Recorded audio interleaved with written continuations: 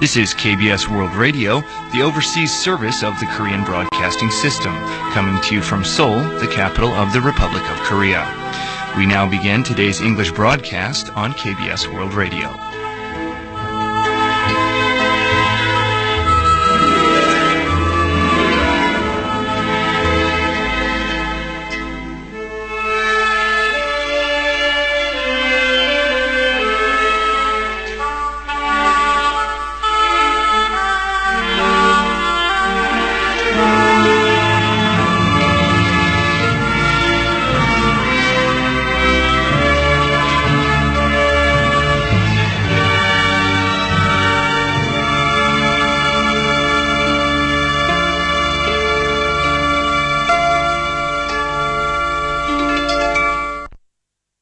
From Seoul, Korea, KBS World Radio News starts right now.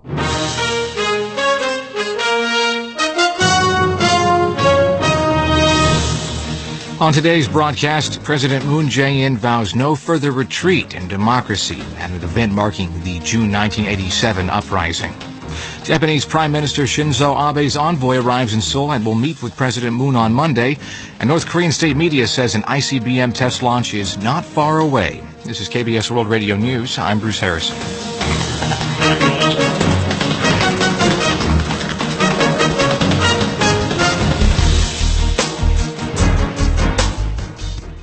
A ceremony was held in Seoul Saturday to mark the 30th anniversary of a pro-democracy uprising in June 1987. President Moon Jae-in and the First Lady, rival party leaders, Seoul Mayor Park Won-soon, and around 5,000 politicians, civic group activists, and citizens attended the ceremony at Seoul Plaza. The plaza was the very place where 1 million people gathered for the funeral of Yonsei University student Lee Han-yeol in July 1987. Lee was fatally wounded by a tear gas canister during protests against the then dictatorship of Chun Doo-hwan. Speaking at the event, President Moon said his government stands upon the spirit of the June 10th movement. He also spoke about how the uprising made it possible for the candlelight protest that took place from late last year that led to the impeachment of former President Park Geun-hye. Moon vowed to build a wider, deeper, and stronger democracy. He said that all power lies in the people and declared that democracy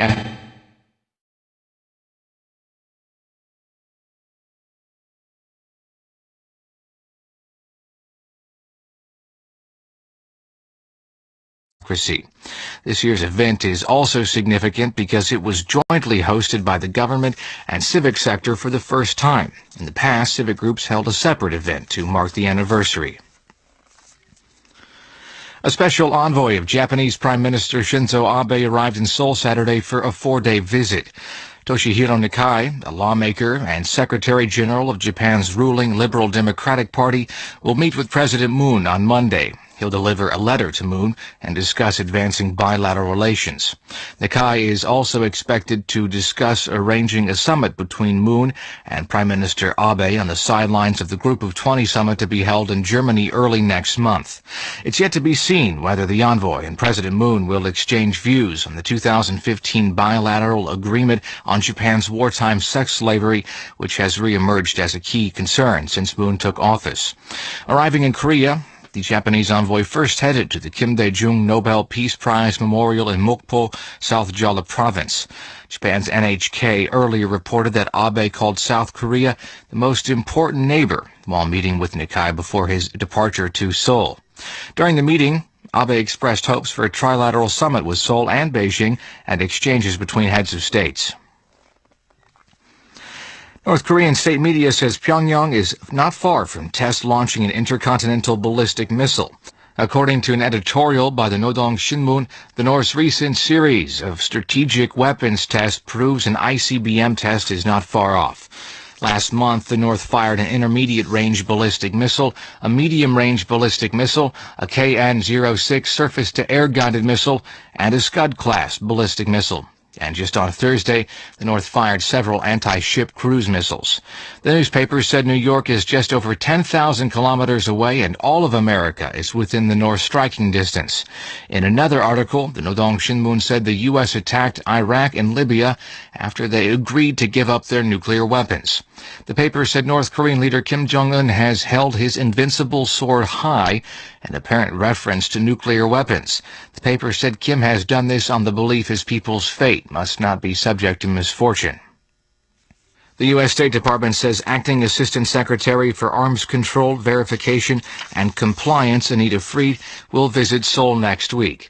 In a press release, the State Department said Freed will visit South Korea and Japan from Monday to Friday for talks on U.S. nuclear policy and extended deterrence. No further details were given. In Seoul, Freed will brief South Korean officials on U.S. nuclear policies and discuss response measures to North Korea's nuclear and missile threat. The talks could also include the THAAD missile defense system, as Freed's trip follows Seoul's decision to suspend the deployment of additional THAAD launchers until an environmental impact assessment is completed. President Moon Jae-in's approval rating is 82% according to the latest Gallup Korea poll. More than 1,000 adults nationwide were asked on Wednesday and Thursday whether they thought the president was doing a good job. About 82% of respondents said yes, down 2 percentage points from a week ago. 10% said he was doing a poor job, while 8% offered no opinion. Moon's approval rating with those under 40 years of age was 90%, while those 60 and older gave him a 66% approval rating. 95% of supporters of the ruling Democratic Party and the minor opposition Justice Party approved of the president's performance. 80% of supporters of the People's Party and Baran Party also positively assessed the president. Approval and disapproval ratings were roughly evenly split among supporters of the Conservative Liberty Korea Party at 38% and 42%. Among respondents with no particular party affiliation, nearly 70% positively evaluated Moon's governance, with 11% disapproving and 20% withholding a view. The weekly survey had a 95% confidence level with a margin of error of plus or minus 3.1 percentage points. President Moon Jae-in says he will do his best to appoint officials who are supported by the public. Moon said no one is perfect, and he will try his best to persuade the National Assembly of his choices. According to ruling Democratic Party spokesman Park Won-ju, Moon made those remarks during a meeting with the party's leadership at the top office. The opposition has been protesting some of Moon's cabinet picks, which is delaying their confirmation in Parliament. To help smooth the process, Moon proposed that opposition party lawmakers join him when he goes to the U.S. this month for a summit with U.S. President Donald Trump. The presidential office says a roving stage where members of the public can get up and voice their opinions is gaining popularity around the country. In a media release on Friday, Chung Hwa-dae said citizens were actively taking part in what's known as the public's microphone. The stage was originally set up downtown Seoul in Gwanghwamun by the president's transition team. It's now on the road, and its first stop was Thursday in the city of Daegu. It will head north this month to Incheon and move to other cities in July. The South Korean government has detected cases of bird flu at 33 farms across the country in the past week, though it's unclear how many of those cases were caused by a highly pathogenic strain of the virus. According to the Ministry of Agriculture, Food and Rural Affairs, poultry at 6 more farms tested positive for avian influenza as of Friday, including 3 farms in Imshil County. More tests are being run to determine if the birds are infected with the highly pathogenic H5N8 virus. Members of Japan's social and civic groups formally launched a fund Friday aimed at teaching Japanese young people the truth about Tokyo's use of wartime sex slaves, mainly from Korea. It's called the Seeds of Hope Fund, led by Young Jin-ja, a second-generation Korean Japanese who co-chairs a Japanese civic group dedicated to resolving the sex slavery issue. Board members include a range of Japanese professionals, including Yuko Okamoto, an executive member of the website Fight for Justice.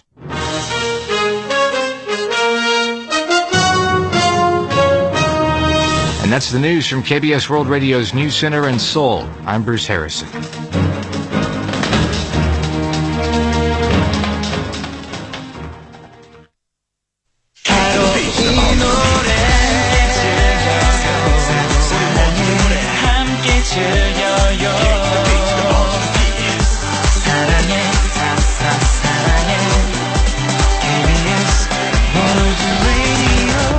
KBS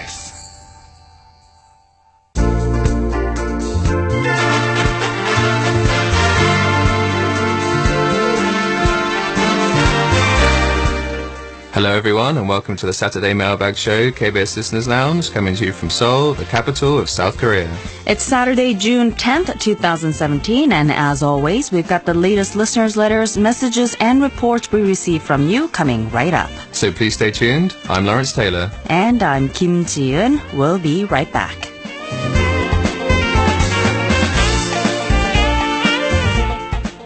Welcome back, Ji-eun. How was your vacation? It was great. Thank you very much. Time just flew by, though. Yeah, I heard you had quite a busy schedule. Tell us a bit about your trip.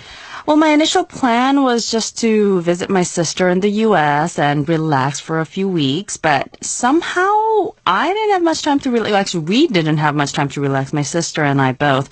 But of course, I was lucky enough to get a chance to meet up with Lauren Hardy. I'm sure you've all heard. Right. You said that the meeting, it wasn't really planned at all. No, it wasn't. I didn't even know that she had been living so close to my sister all this time, in walking distance, no less. And we got in touch by chance a week into my trip and decided to meet up for coffee. And she asked me to say hello to all our friends and listeners. And actually, we surprisingly talked quite a bit about Listeners Lounge. I was on vacation. She doesn't work here anymore, so we really shouldn't have spent that much time, but we did, I guess, because she misses the show and all the listeners. And she asked me how some of our longtime listeners are doing, so I answered best I could. Yeah, I actually noticed this while hosting the show with Karen over the past few weeks too. I think it's great how the program allows us and the listeners to connect kind of on a personal level too. It really does. And also, Lauren hopes to visit Korea again sometime next year. So when she does, hopefully we'll be able to invite her into the studio to say hello on air. That would be great. You were also telling us about a missed flight. That sounded pretty stressful. Right. That was probably one of the most dramatic incidents of my life. I almost missed my flight twice, but fortunately, I'm using the word ironic.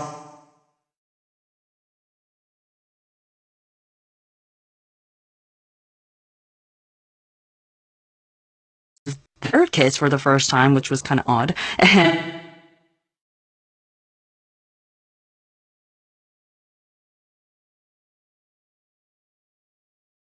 Saw some seals, had some craft beers, and I guess it was just all around a very West Coast Canadian experience. Wow, that sounds great. Sounds like you had a really good time. But you must be ready to get back to business now, right?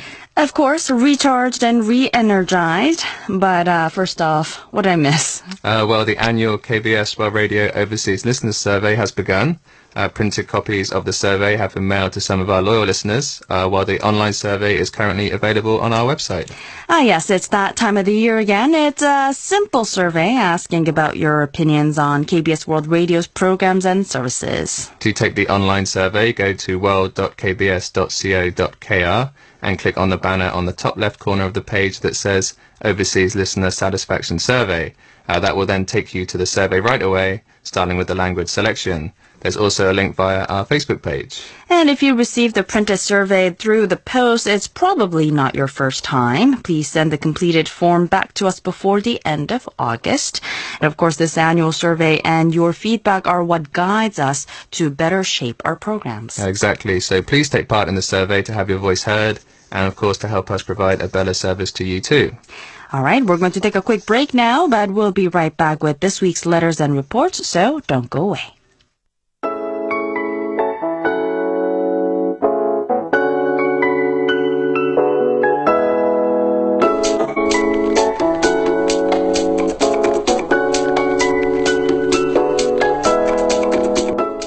You're listening to KBS Listeners Lounge on KBS World Radio.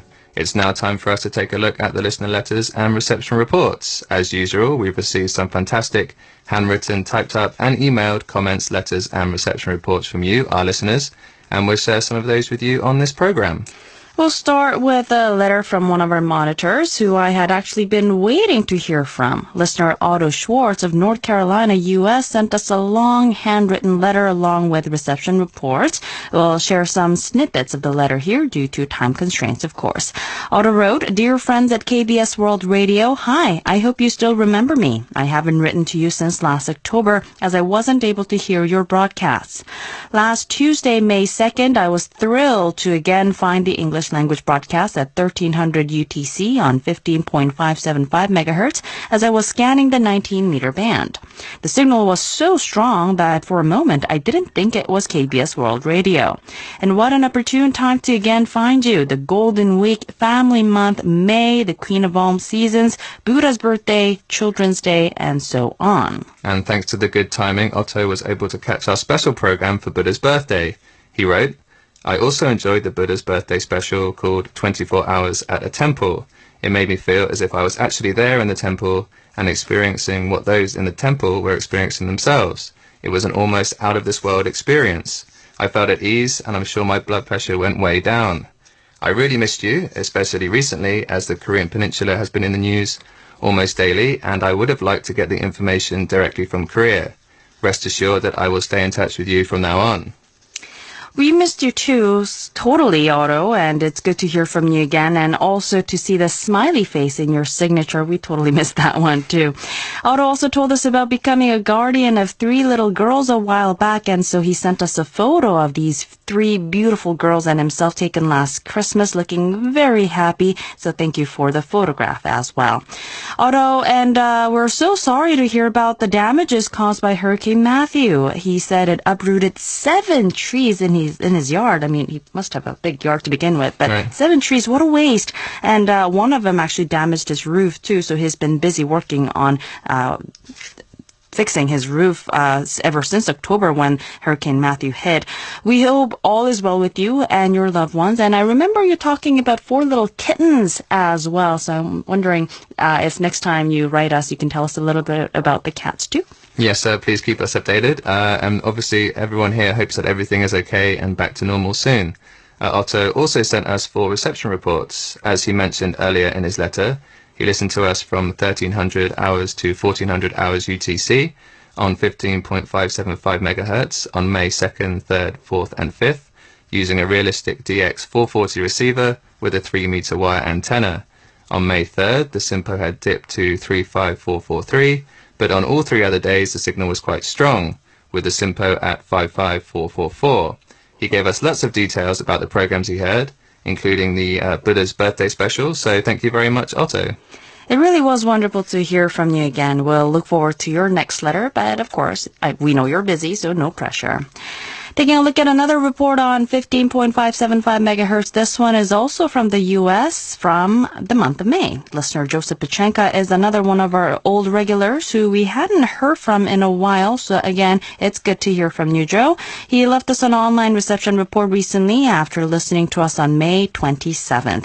It appears as though the signal strength wasn't as strong in the state of Indiana as it was in North Carolina, where Otto was.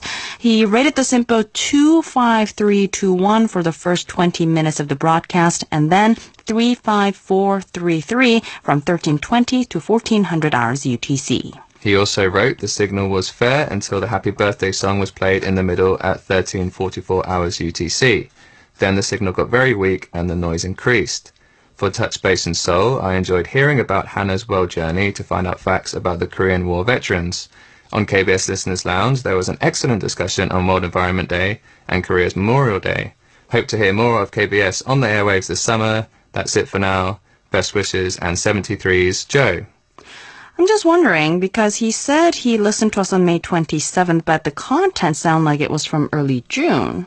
Yeah, it does look like that Memorial Day as well, right? Yeah, so maybe he had the date wrong. Joe, if you're listening, if you can check with us, help us provide a correct verification card for you by clarifying this date for us. And Joe also asked if we still use listeners' ID numbers, and I believe we do. Thank you for including yours in the report, and thank you for your report, of course. It's nice to hear from you again, once again. 73's to you too. We also received a report on 15.575 megahertz from India recently, which is quite rare as it is our North America-bound broadcast.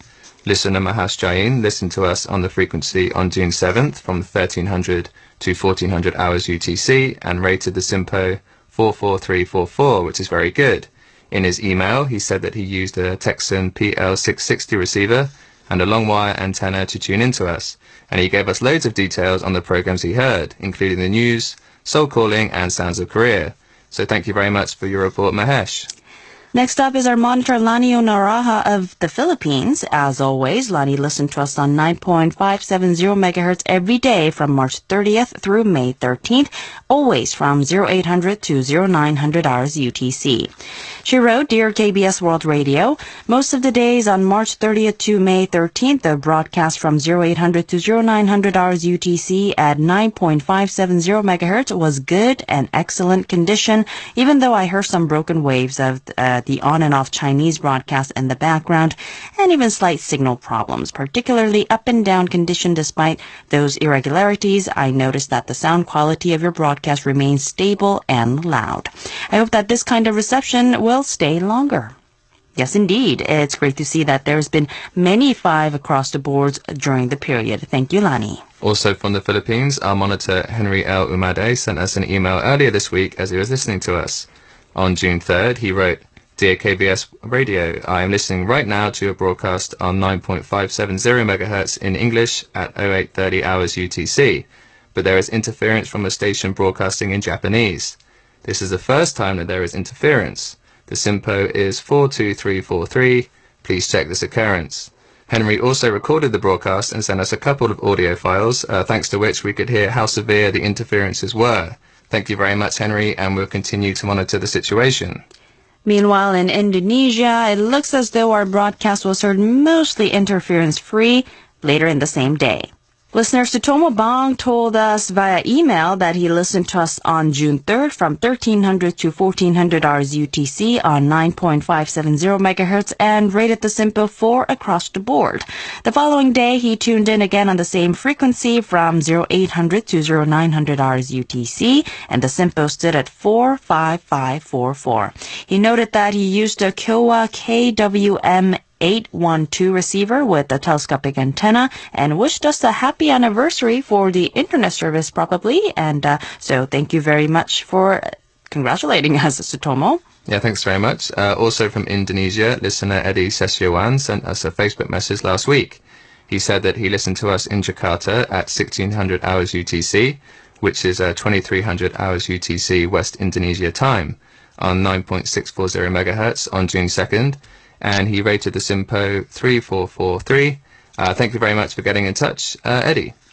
On June 3rd, listener Karobi Hazarika of India left us an online reception report after listening to us on 9.640 megahertz from 1420 to 1430 hours UTC. She used the communications type receiver with the telescopic rod antenna to tune in, and she wrote, Greetings from Golaghat, Assam in India. I listened to today's edition of Touch Base in Seoul, the weekly interview program. On today's program, you talked with the lady who discussed her experiences in Korea and also talked about the Korean War. The conversation was really excellent. After this program, you broadcast a weekly mailbox show, KBS Listeners Lounge. In this program, you read listeners' letters, emails, and reception reports from around the world. A Canadian listener wrote about their World Environment Day celebrations. Reception reports from the listeners of the USA, Germany, and more were read. The happy birthday song which you played in today's show was so sweet. I found today's program more informative and enjoyable. Happy birthday, Lawrence. Thank you very much. Just a couple of weeks to go now. Also from the same region, another listener by the name of Debakamau Hazarika left us an online reception report on the following day.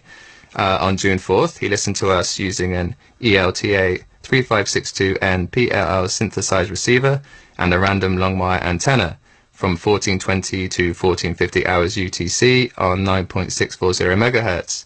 He rated the SINPO 34333, and he also wrote, I enjoyed today's edition of K-Pop Interactive broadcast by your station. The first song on today's show was called I Was Crazy About You and was very nice. The K-pop songs which you played on today's show were really outstanding. I enjoyed today's show a lot. I found today's show more entertaining and awesome. I am requesting that you play a song from Descendants of the Sun. We played the song for you earlier in this program, but in case you missed it, we'll let Karen know of your request and also that you think her program is awesome. I think that's very sweet of you. Thank you for your report. Up next, we have a reception log from listener Saeki Yoshinori of Japan. Yoshinori listened to us on May 14th on 9.580 MHz from 1100 to 1200 hours KST or 0200 to 0300 hours UTC. He said the SINPO started out at 35343 and improved to 45444. He said that he listened to the news, the interview show, and KBS Listeners Lounge, and in the comment section he wrote, "Thank you for introducing my letter in English. I have never had my English letter read on the radio before. It was a wonderful experience for me. There's a Japanese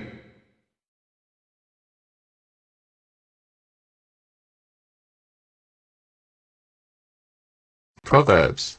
I am a student at the National Institute of Technology at Tokyo College. I have listened to the KBS Japanese service for 2 years.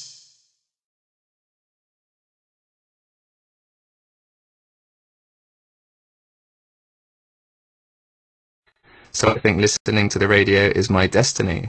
First of all, 1998 is 20 years ago. Yeah, scary, isn't it? Yeah. Really. Yoshinori used both English and some Korean to write his letter, which is truly impressive and amazing. Thank you for your letter. And as for a Korean proverb, I think this one might interest you. 무쇠도 갈면 바늘 된다. Literally, it says if you sharpen it enough, you can make a needle out of a cast iron. And what it means is that you can accomplish anything through hard work. Good luck on your studies. Moving on, next we have a report from Bangladesh from our monitor AKM Nur Zaman. He sent us his logs dated May 15 through the 21st, during which week he monitored our 1400 to 1500 hour broadcast on 9.880 megahertz. He used a Sony ICF shortwave 7600GR receiver with the telescopic rod antenna, and for those 7 days the SINPO ranged from 43333 to 43433. Thank you very much for your report. We also received a number of reception logs from listener Anand Mahan Bain of India, both in the mail and as emails over the past week. The reception log forms were actually the old ones we hadn't received in a long time, so we were quite pleasantly surprised to see them. It not only shows that Anand has been listening to us for a long time, but also that he's kept the forms all this time too. Most of the logs were for our 9.880 MHz broadcasts from 1400 to 1600 hours UTC, but he noted that after 1500 hours UTC, our broadcast suffers from heavy interference from China Radio International's Russian service. Taking a closer look at some of his more recent reports, on May 16th, he rated the SINPO 34343 for our 9.880 MHz broadcast from 1400 to 1430 hours UTC, and falls across the board for 1430 to 1500 hours UTC.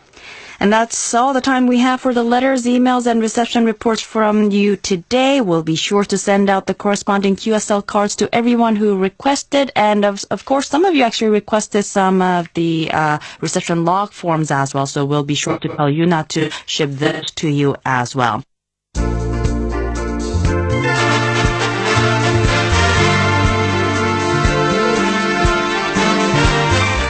That's all we have for you this week on KBS Listeners Lounge. We hope you enjoyed the show. This has been Lawrence Taylor. And this has been Kim Ji-eun. Thank you for joining us, and we hope you have a wonderful weekend. Goodbye. Goodbye.